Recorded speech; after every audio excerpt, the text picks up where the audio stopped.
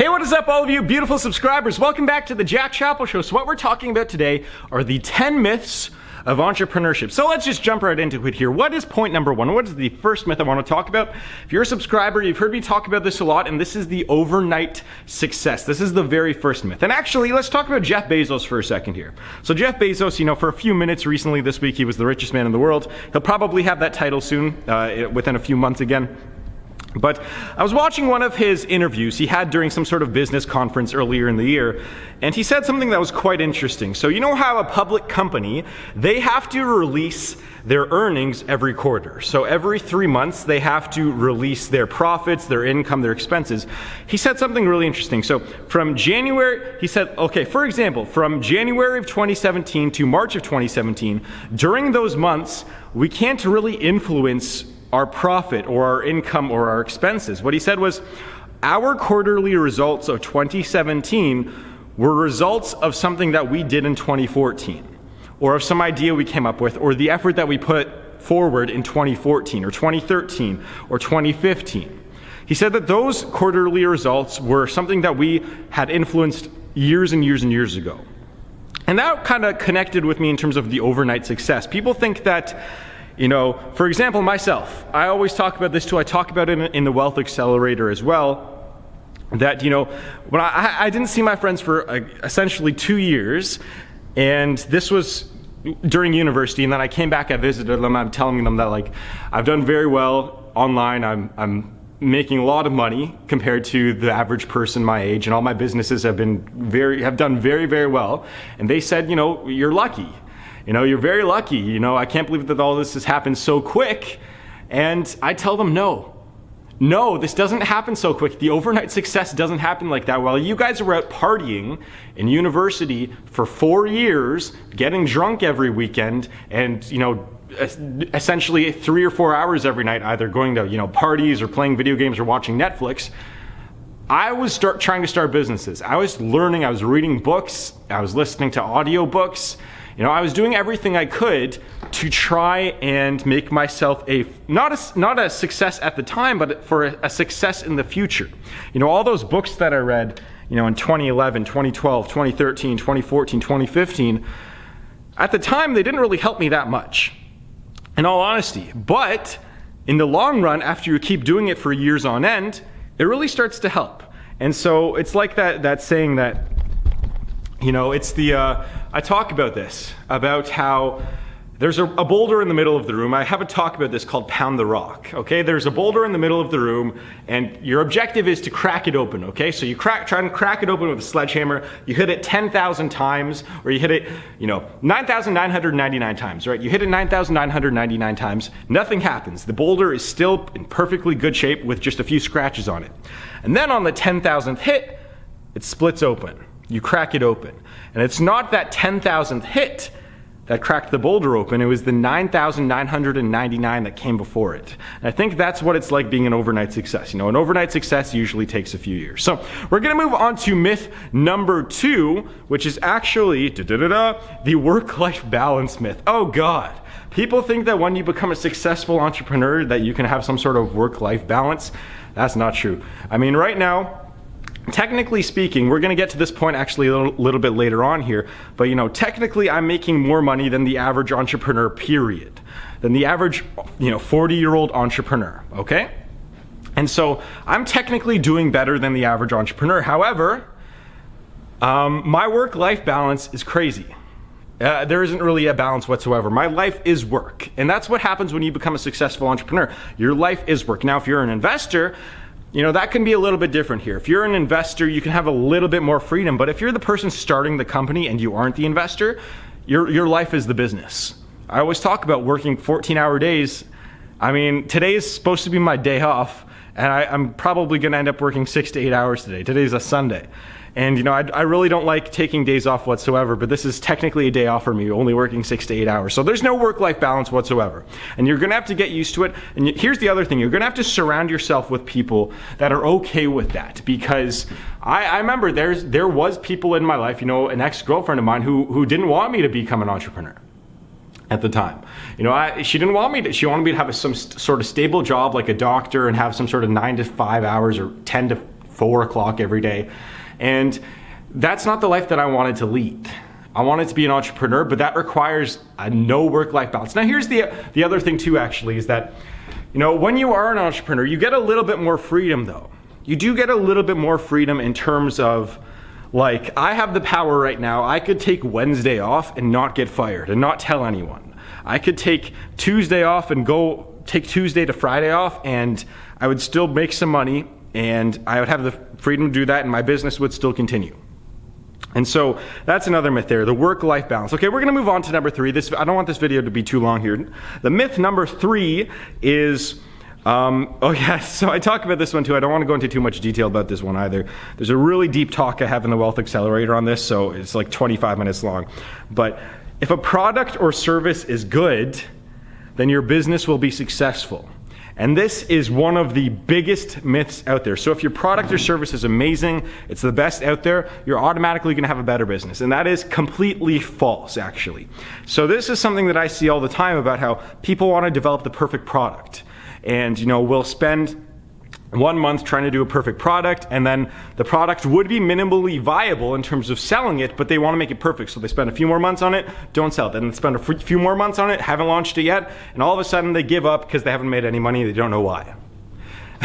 And so that's one aspect of it, but I always talk about how like Microsoft and Apple, probably, if you look up statistically, they don't have the best and most powerful computers out there. You got some Alienware laptops out there, especially from 2012 to 2015. They were the most powerful laptops out there, but guess what? They were not the top selling laptops out there. They weren't the best computers out there. It was the Apple and, whatever Microsoft puts out, or whatever, even Dell, whatever those big companies are, right? So the moral of this point here is that having the best product or service does not mean you will be the most successful or successful at all.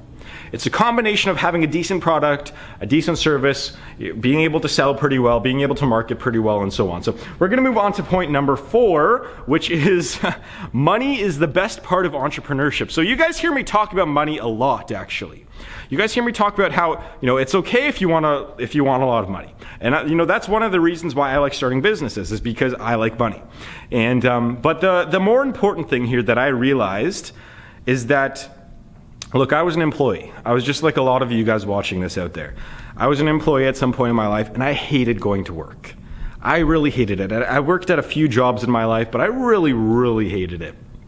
And so I was getting paid pretty well, but I woke up every morning and I didn't want to go to work. I'd rather just stay home, stay in my boxers, and play some video games or something. Here's the main thing that's more important, okay? Is that when you're an entrepreneur, you wake up every day and you are excited to go to work. And there's never enough hours in the day to do the work that you want to do. And that is probably the biggest thing that I've realized in the past year, actually, is that waking up and being excited and making money doing something that you want to do, that's a bigger thing here. And having complete freedom too. So money is not the best part, but it is probably the most important part when you start out, especially. So we're going to move on to myth number 5, which is you are born with your entrepreneurial skills. Massive, massive myth. Now, so Gary Vee talks about this a lot, actually. Gary Vee talks about how, you're kind of born with some sort of entrepreneurial mindset. I can kind of agree with that. Like if you're born, just like if you were actually to take a poll, roughly 80 to 90% of people do not want to become entrepreneurs, period. They do not want to start a business. They just want to work for someone else and get a stable paycheck for the rest of their lives. Okay, if you want to do that, that's completely fine. I have no problem with that. However, you're born with an entrepreneurship mindset, but all of the entrepreneurial skills you are not born with. So some people sure may have 1 or 2 inherent traits that they're good with. So some people are really good at talking. You don't want to know something really funny? Is that I was the most quiet kid at my school, in my high school. I was the most quiet kid. I would sit at the back, and I didn't really have any friends. I remember that there's this one story about how, someone who I went to school with for 12 years, when he finally, I met him in university again, after I'd started, launching businesses and being more confident and all that stuff, and practicing all that stuff, I talked to him, and he's like, wow, I'd actually never heard your voice before. I just realized that, and that was kind of true. Like, I'd heard him talk a lot, but he'd never heard me talk before. And I'd had to develop that speaking skill. I mean, if you're to go look at my old YouTube videos on JackSci, my very first video from 2014, and I couldn't speak. I seriously could not speak. I would talk like this. I would talk like this, and I would read from a script, and my eyes would be down, and I couldn't talk. And that's how I would talk. That's what it would be like. And so like a lot of the entrepreneurial skills, so talking, communication, selling, marketing, those are building the product. Those are, coming up with ideas, coding, building websites, advertising. That's all stuff that you learn along the way. Making decisions, hiring people, firing people. That's all stuff that you learn. That's not an inherent trait. You learn those along the way. So just be aware of that. Most entrepreneurs aren't born in some sort of special way and have all of these traits. No, they worked on them. They worked on them every single day, just like I do. And I'm probably, compared to how I'm going to be in 20 years, I'm probably a really rookie, terrible entrepreneur right now. I'm going to look back on these videos in 20 years and be like, oh my God, I knew nothing. And so that's how it is. You just got to keep learning, guys. Keep learning new skills, and you will become a great all-around entrepreneur in the future. So we're going to move on here to number 6, and that is that you need to build your own business to be happy. And so this, again, this is kind of, there's a few points I want to mention here, but, I talk about entrepreneurship so much in my videos and my podcasts, and because it's really, really important to me. However, like 80 to 90% of the population, as I said before, just doesn't want to be an entrepreneur. And that's not what makes them happy. A lot of people would be really happy with a stable paycheck at some job where they get at least some sort of creative control. And so I always drill into you guys, like, look, the best time to start a business is now, and starting a business is great, but it's not for everyone. I mean, you don't need to start a business to be happy. In fact, most people that are happy are not entrepreneurs and don't own their own business. So that is a big myth here, and I just thought I'd get it out of the way. So we're going to talk about number 7. Number 7 is that when you start a business and become an entrepreneur, you will not have a boss. And so this is half true, because you do not have a boss who you have above you, really. But here's who you do have to think about and who you do have to report to.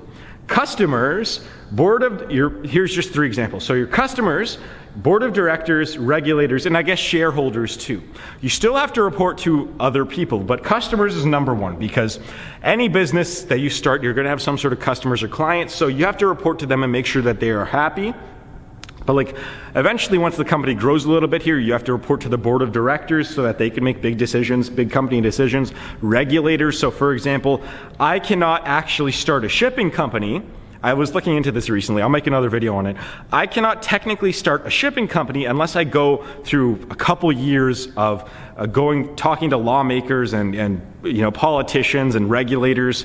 And so you have to go through them if you want to start some businesses. And shareholders, again, this is one of the reasons why I don't want shareholders. Okay, I could probably, maybe in a month or 2, I could probably go up to a VC if I have some sort of minimal viable product, and I could probably ask for money, and they could, take 20% of the company. And but then I don't want to do that because I have to report to them. I would have to report to them they are an investor in the company. Any decision that I do, any major decision, even though I'd have still full control over the company, I'd have to talk to them about it.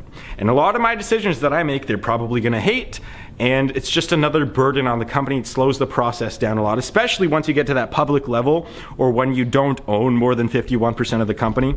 And so, again, you do kind of have a boss, but it's not the typical boss that you would think of. So we're going to move on to number 8, which is big business. Oh, this is one that I explain this to any super liberal socialist person that's been in my life, and I'll just talk about this point here, and it changes their mind. Big business is evil. So I made a video on this about who the 1% really are, and people think that anyone that's rich is, especially a lot of, liberal and socialist people, anyone that likes money or wants to build companies, they're all greedy. That's what a lot of people think, and that just simply isn't true. I mean, I wrote down this point here. Every big corporation started out as a small business. Every single one. Think about that for a second. That's a really important point for you guys to take from this video. Every single big corporation started as a small business. So for me, I mean, right now I'm still in small business phase. All right, I'm still making a lot more money than the average person my age, but I'm in small business phase right now. If my company were to grow to a big corporation, would you guys think that I'm super evil and I'm trying to ruin the planet? No. Would I think I'm trying to screw everyone over? No. I mean, every single head of a big company started out as a normal person. I mean, like what, 90%, I think the report came out, it was like 90% of millionaires or multimillionaires are self-made and actually came from the middle class or lower, not even the upper class, not even, families making 150 to 400 grand. We're talking families making under 150 grand. That's where most millionaires come from. So, I mean, owning a big corporation and being a part of a big corporation and starting a big corporation, I mean, you're not evil, you're not greedy, you're just building a big business because it's fun. And that's the life that you want to lead. All right, so we're going to move on here to number 9, which is entrepreneurs don't quit. This is a big myth here. I've talked about this. I'm now starting my 21st business, and I'm essentially making some vlogs with my thoughts on it, the e-commerce marketplace. But, I've given up on, I guess technically, I've had 16 failures. 17 failures, because 3 did really well. So I guess technically I've had, in terms of pure flamed out, not doing them anymore, not making any money from them, I've actually had about 13 failures, I think, 13 or 14 failures. And I've quit. And entrepreneurs quit, because guess what? Most of the time when you start a business, you're gonna fail. And that's just a simple law of the land of entrepreneurship. And so entrepreneurs quit, but you have to know when to quit. And this is what separates successful people from people who are not successful when building a business, is that you have to know when to quit. If you're doing something for 3 months, 1 year, 2 years, 5 years, and it's not making you any decent amount of money, maybe it's time to move on. However, maybe you do something for a few weeks and maybe you make a little bit of money. Cool, keep going. And then maybe that grows into the future. But you have to have these checkpoints. And for every single business, it's different. But you have to have these checkpoints where you reflect back on your last period of time and you think about, okay, is this worth it right now? All right, should I quit and just move on and start something else? Now, I've had to do that, again, like 13, 14, 15, 16 times already. And I'm 23 years old. So if you guys have to quit and move on, it happens to everyone. So we're going to move on here to number 10. The last one is that entrepreneurs are rich. This is the very last one I want to talk about. Does anyone know like what the average salary or the average payday, I guess because entrepreneurs don't get salaries, what the average payday or the average, we're just going to say salary, average salary of an entrepreneur is? I forget what the exact number is, but I think it's like $63,000 or $53,000, which is slightly above average income. Slightly above average income. All right, I forget if that's the median number, the median or average, but essentially entrepreneurs, most are just middle-class people, average people. And so here's something to close this video out. If you could run a business and it's something that you really love doing, but you could only make 60 grand a year, you can only make 60 grand a year, would you rather do that job or run that business or get some job where you get paid 80 to 90 grand and it's just a desk job where you're just counting down the hours every day? Or maybe that job's 100 grand. I'll take that $60,000 job, $60,000 business any day of the week. So I think that's going to wrap this video up. That is the 10 myths of entrepreneurship. What do you guys think? Leave a comment down below. And again, if you want to check out my wealth accelerator, if you like this video, you're going to like a lot of those ones. So check that out in the stock market program. And I'd like to thank you very much for watching. And also remember to leave a review on iTunes. I'd like to get some of those out there. I got a lot of listeners out there now. It's growing month over month. That podcast is growing like 50%. And it's accelerating. I think last month it was actually like 53%. The month before it was like 45. It's actually ramping up, so it's really cool. Anyways, thank you very much for watching. Leave a review, and you're all very beautiful people. I'll see you guys in the next video.